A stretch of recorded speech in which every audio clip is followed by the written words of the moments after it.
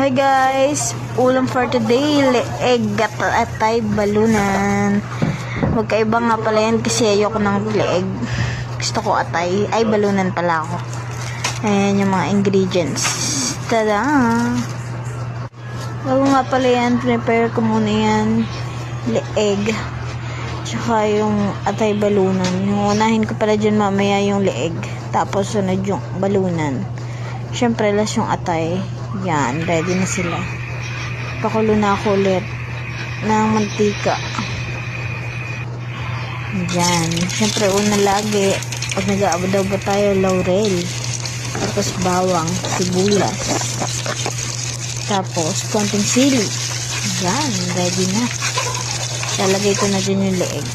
Tada! Tapos halu-haluin mo lang yan.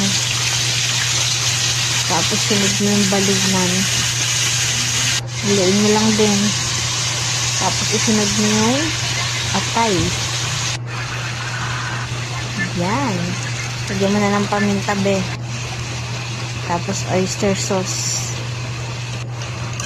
Then, haluin mo lang yan, be. Yan.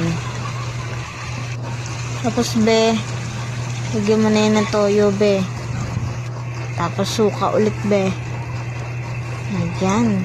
Ganyan lang naman tayo mag-adobo, guys. Ewan ko ba? Ka-adobo lang naman. Adobo na naman. Haluan mo lang yan. Ayan. Mukha lang siya madaming sabaw. Pero okay lang yan. Lagyan mo na lang asukal. Para matuyot. Galagay talaga ako ng asukal para mag-match yung lasa niya. Ayan.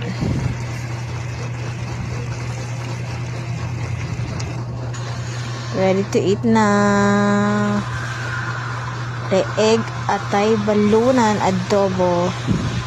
Nagsama-sama na yan kasi pag kinain mo naman yan, sama-sama na yan sa tiyan mo. Hindi mo na kailangan ibukod ng luto yan, be. Bye!